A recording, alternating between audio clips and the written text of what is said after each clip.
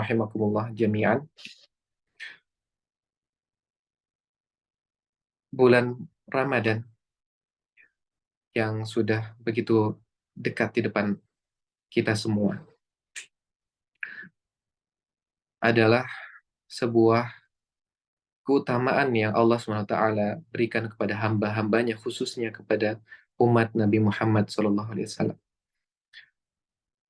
Di mana pada bulan Ramadan ini, para jemaah, kita disyariatkan untuk bisa memanfaatkan bulan Ramadan ini dengan sebaik-baiknya.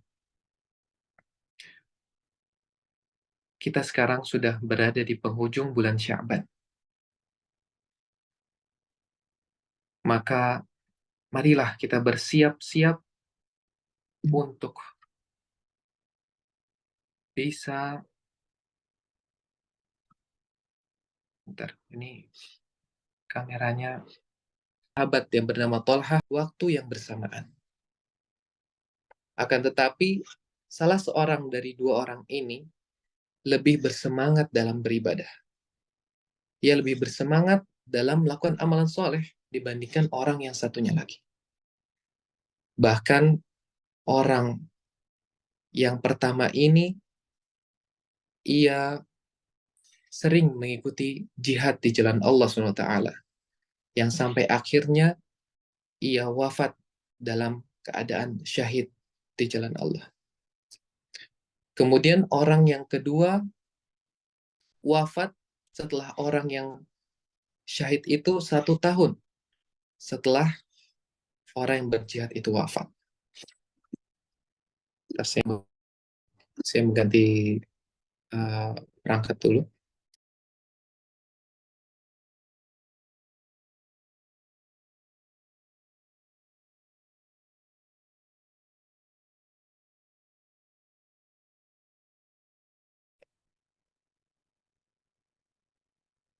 Orang yang kedua itu wafat 1 tahun setelah orang yang berjihad itu meninggal. Kemudian Tolha bin Ubaidillah melanjutkan ceritanya. Fara'aitu fil manam. Aku bermimpi pada suatu malam. Dalam mimpiku ini, aku sedang berada di depan pintu surga. Idh ana bihima. Dan aku melihat dua orang itu. Fakharaja kharijun minal jannah. Fa'adhina lilladhi tuwfiyal akhir minhuma. Thumma kharaja.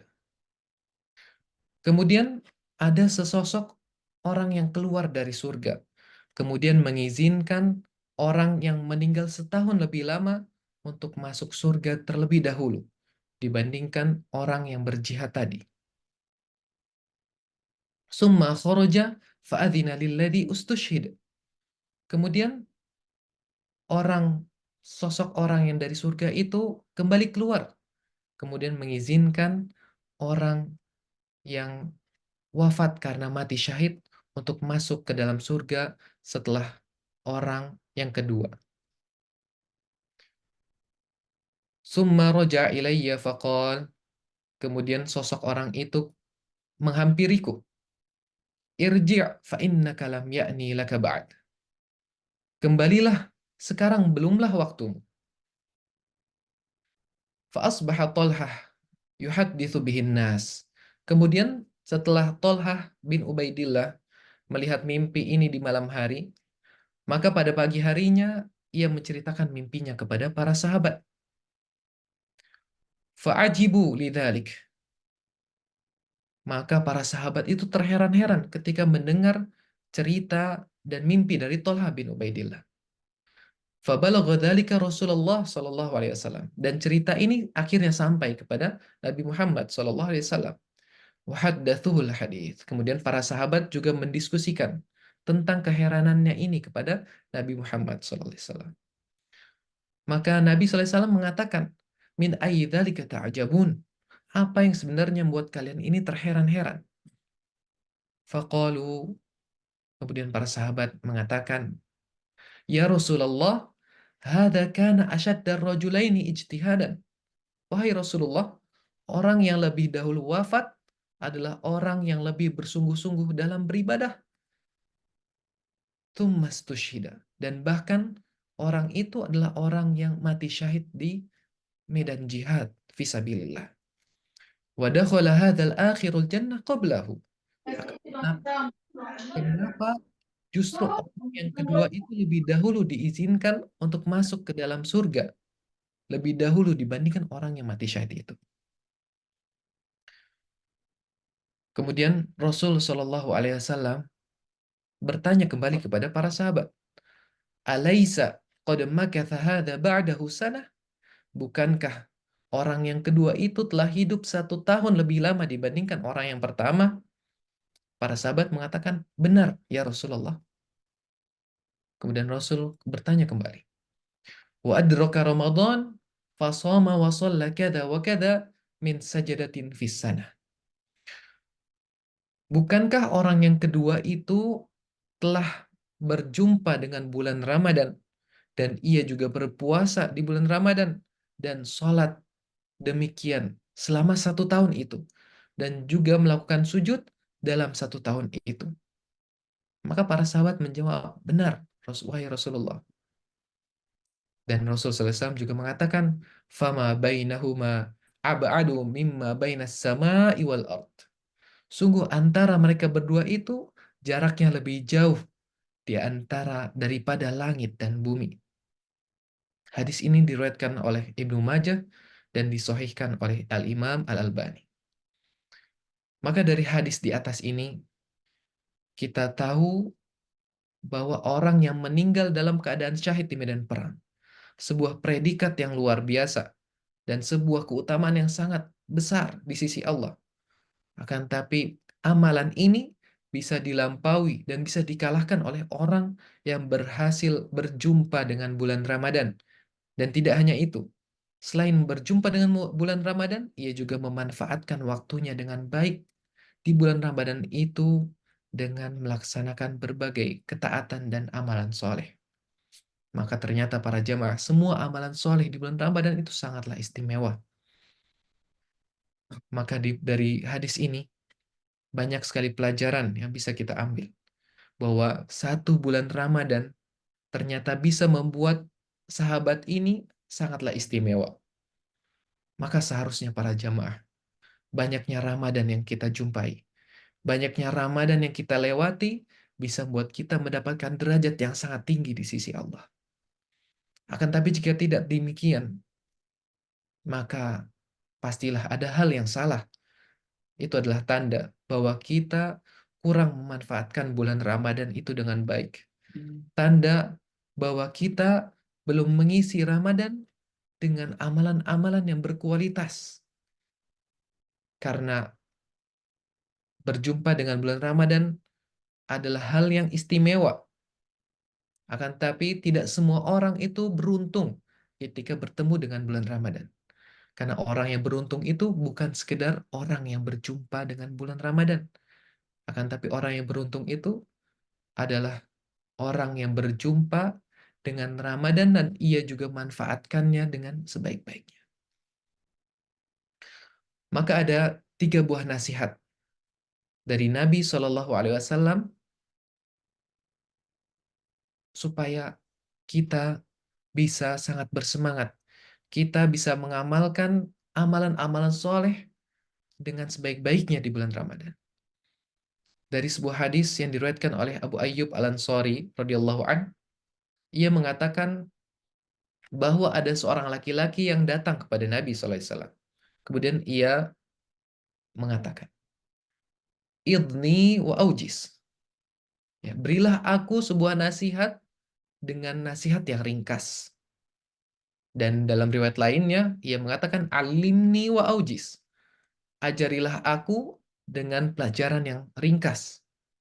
Kemudian Nabi SAW mengatakan, Idza qumta fi salatika fasalli salata muwaddi'.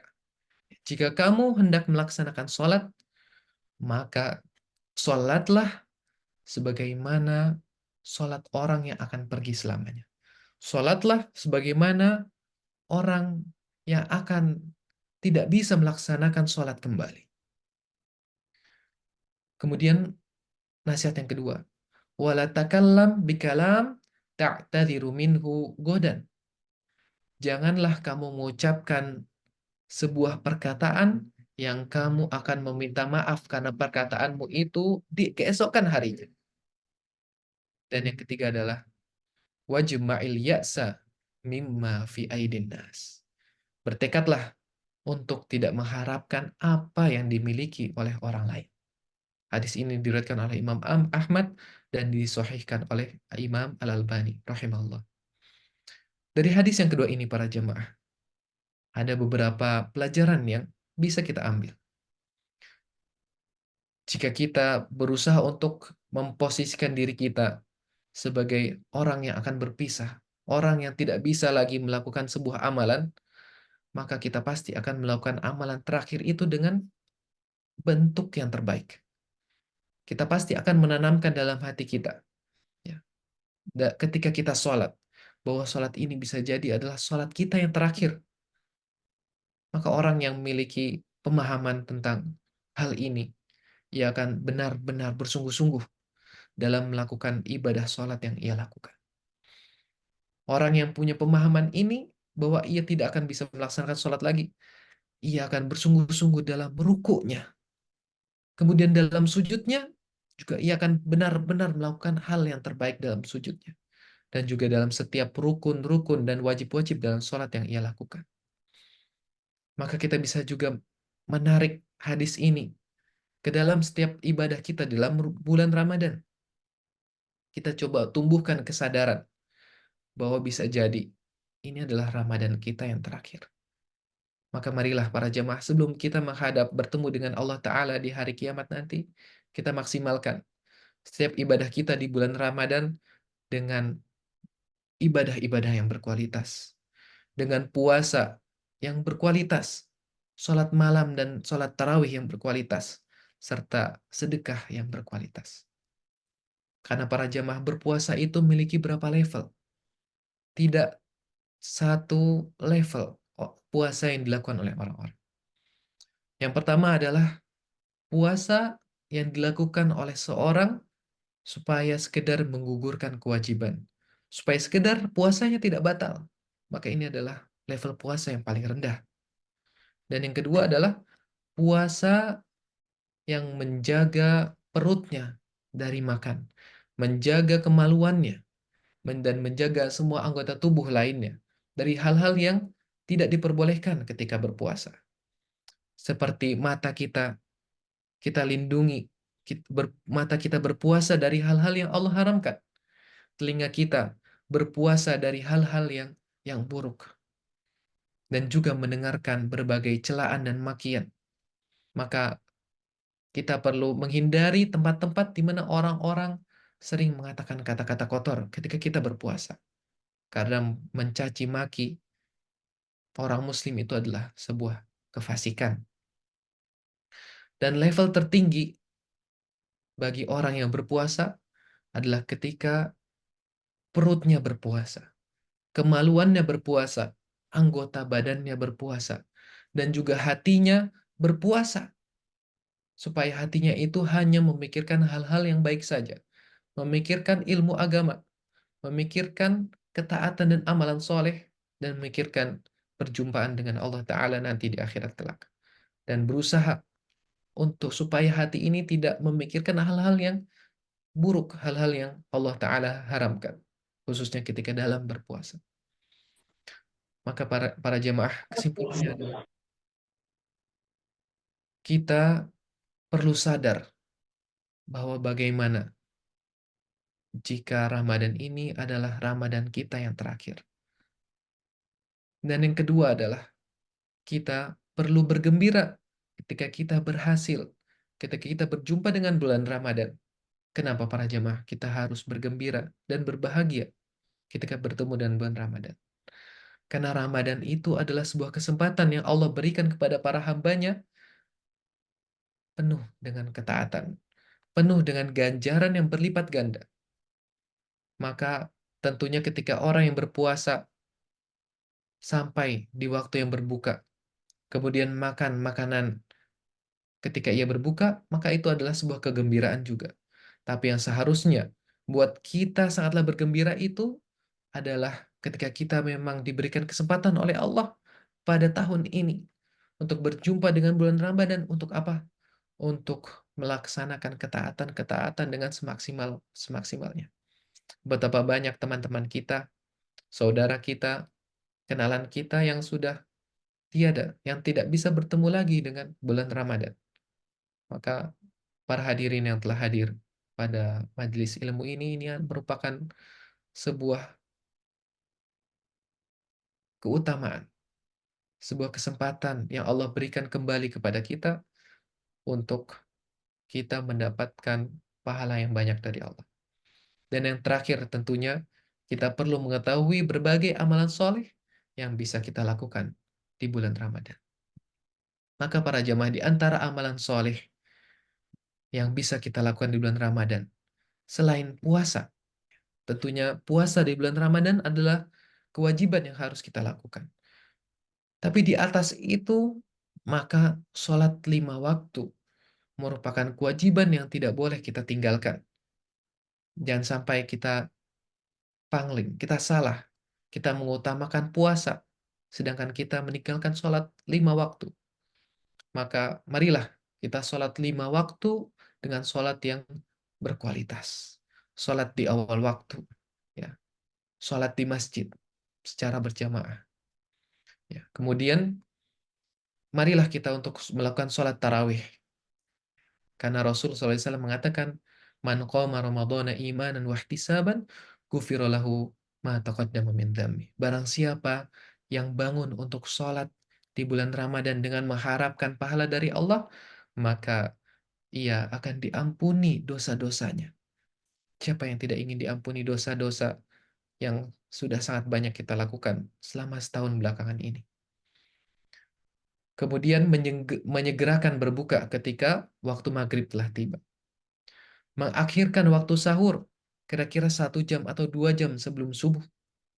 Juga mengucapkan zikir, terkhusus setelah sholat witir, Subhanal Malikil Quddus.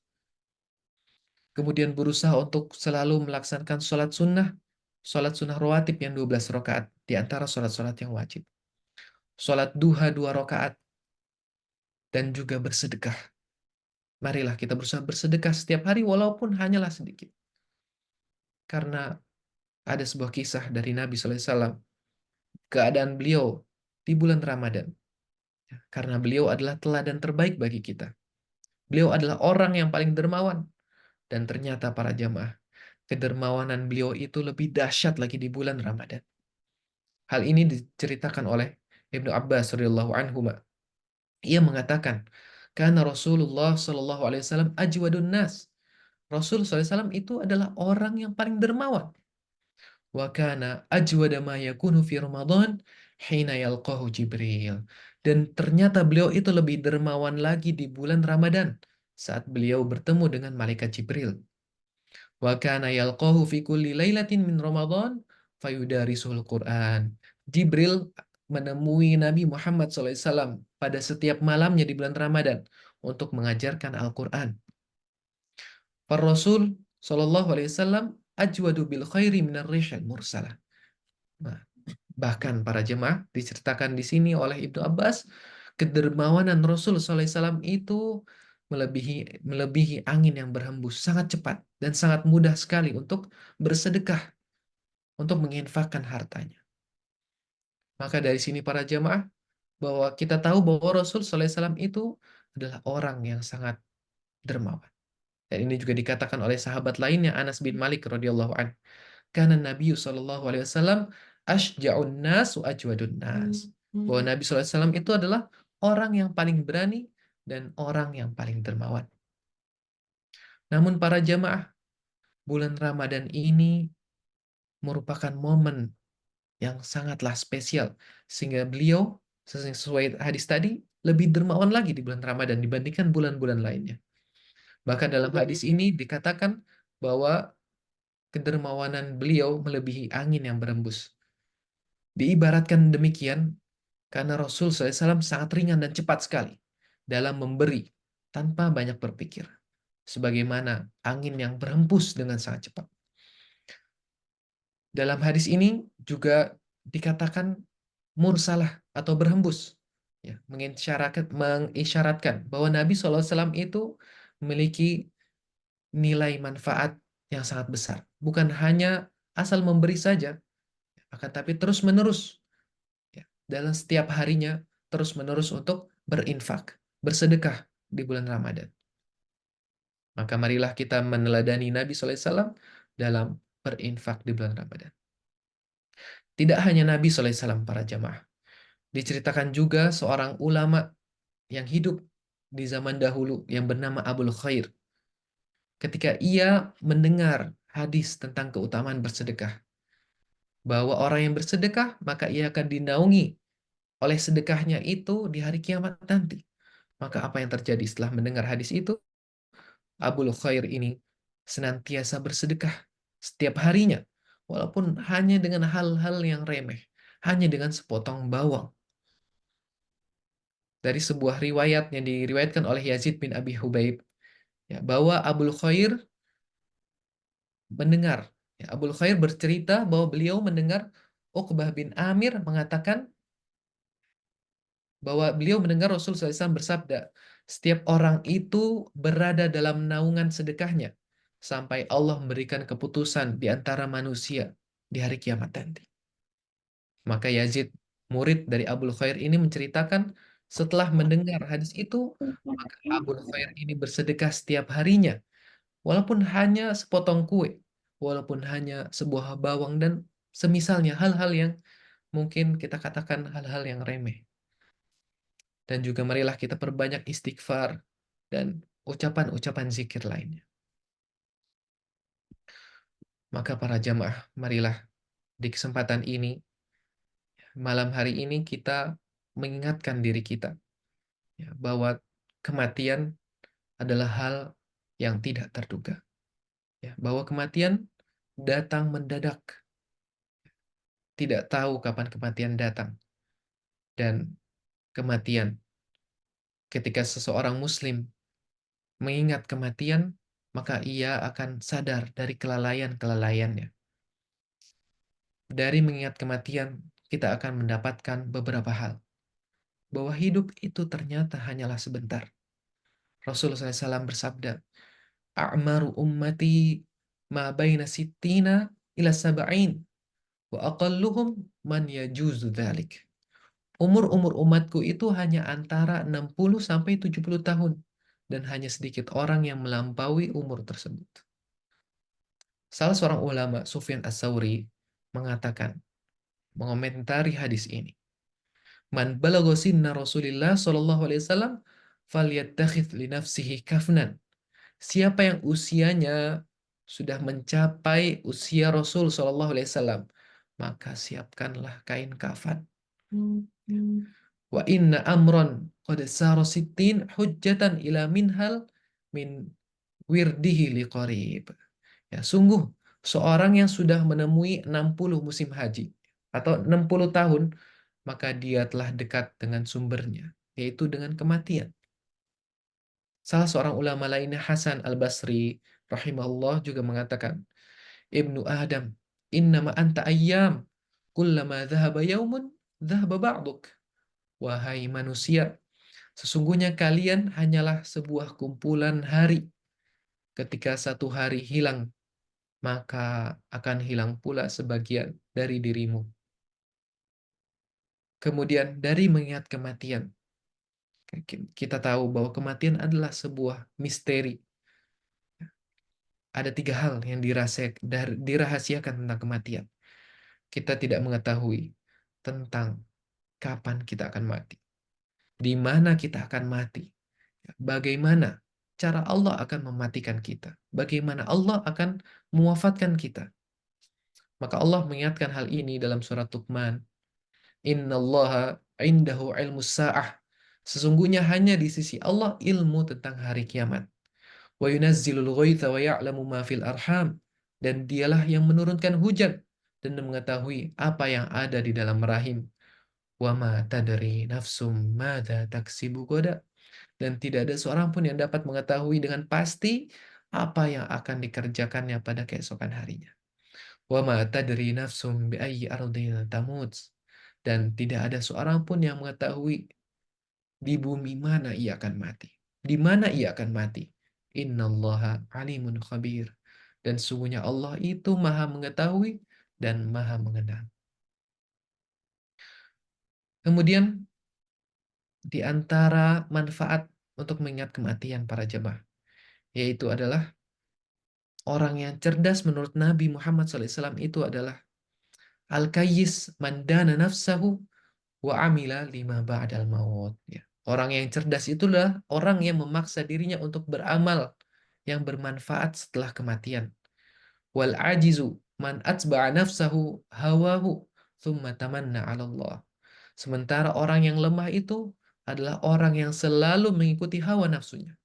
Kemudian setelah ia mengikuti hawa nafsunya, ia berharap, ia berandai-andai supaya dia diampuni oleh Allah. Maka mengingat bahwa hidup ini sangatlah singkat, kematian juga datang tiba-tiba. Maka para jemaah, marilah kita membutuhkan bekal ini untuk bisa hidup bahagia di alam akhirat setelah kita meninggal nanti. Kita perlu terus meningkatkan keimanan kita, mengingatkan diri kita, dan memotivasi diri kita untuk memanfaatkan waktu yang singkat ini untuk melakukan amalan ibadah sebaik-baiknya, terutama di bulan Ramadan, bulan yang penuh dengan keberkahan dan kebaikan. Itu adalah merupakan sebuah nikmat dan rizki yang Allah berikan kepada hamba-hambanya. Maka para jamaah, para salafus soleh, para ulama-ulama soleh terdahulu memberikan kita keteladanan bagaimana seharusnya kita bersikap dalam bulan Ramadan. Mereka menganggap Ramadan itu sebuah hal yang sangat istimewa. Bahkan mereka berdoa 6 bulan sebelum datangnya bulan Ramadan supaya ia disampaikan, supaya usianya sampai di bulan Ramadan. Supaya kenapa para jamaah? Kenapa mereka para ulama ini menginginkan supaya bisa sampai di bulan Ramadan? Karena mereka ingin mendapatkan bonus-bonus pahala ya dari Allah Ta'ala. Ingin mendapatkan kesempatan untuk beramal dengan amalan yang berlipat ganda. Maka salah seorang di antara mereka mengatakan, "Kana salaf yad'una Allah sittata ashhur ayyuballighahum Ramadan." Para salaf para salaf terdahulu berdoa 6 bulan sebelum bulan Ramadan supaya usia mereka dipanjangkan, disampaikan kepada bulan Ramadan. Maka janganlah kita menyepelekan bulan Ramadan ini. Karena hadis-hadis tentang bulan Ramadan tidak hanya tentang keutamaan di bulan Ramadan. Tapi ada juga hadis yang mengatakan tentang celaan dan peringatan bagi orang yang tidak melaksanakan, yang tidak memaksimalkan bulan Ramadannya. Maka Nabi SAW mengatakan, "Rogima anfu rojulin, tukirtu indahu falam yusolli alaih." Ya, semoga celaka seseorang yang jika nama Nabi SAW disebut-sebut, tapi ia tidak bersolawat kepada Nabi Muhammad SAW. Wa rogima anfu rojulin, dakhala alaihi Ramadan, thumman salakha qabla an yughfara lahu. Semoga celaka seseorang yang berjumpa dengan bulan Ramadan. Kemudian bulan Ramadan itu berlalu, akan tetapi ia belum diampuni dosa-dosanya. Waragima anfu rajulin adraka indahu abawah al-kibara falam yudkhilahul jannah. Semoga celaka seseorang yang kedua orang tuanya itu sudah tua, namun kedua orang tuanya tidak dapat memasukkan dirinya ke dalam surga dengan amal baktinya, dengan bir walidainnya.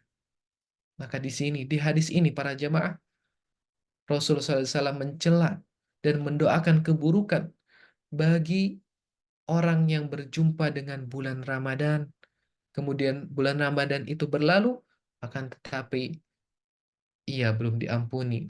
Dosa-dosanya belum Allah SWT ampuni.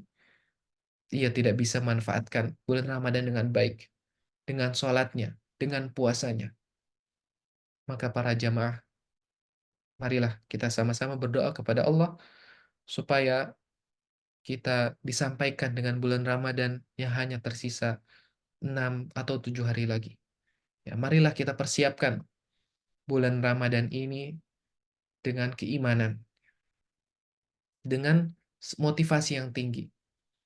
Kita berdoa, Allahumma balighna Ramadan. Semoga Allah Ta'ala memberikan kita semua taufik dan hidayahnya agar kita bisa giat, bersemangat untuk beribadah di bulan Ramadan dan juga bulan-bulan berikutnya. Aku qauli hadza wa astaghfirullah li wa lakum. Kami ucapkan jazakumullah khairan kepada para jamaah sekalian, para hadirin. Semoga Allah Ta'ala menjadikan majlis kita ini, pertemuan kita ini sebagai pertemuan yang Allah ridhoi dan pertemuan yang Allah SWT berkahi. Amin. Allahumma amin. Sekian yang bisa kami sampaikan. Wassallallahu ala nabiyina Muhammadin wa ala alihi wa sahbihi wasallam. Subhanakallahumma bihamdik. Asyhadu an la ilaha illa anta astaghfiruka wa atubu ilaik. Wassalamualaikum warahmatullahi wabarakatuh.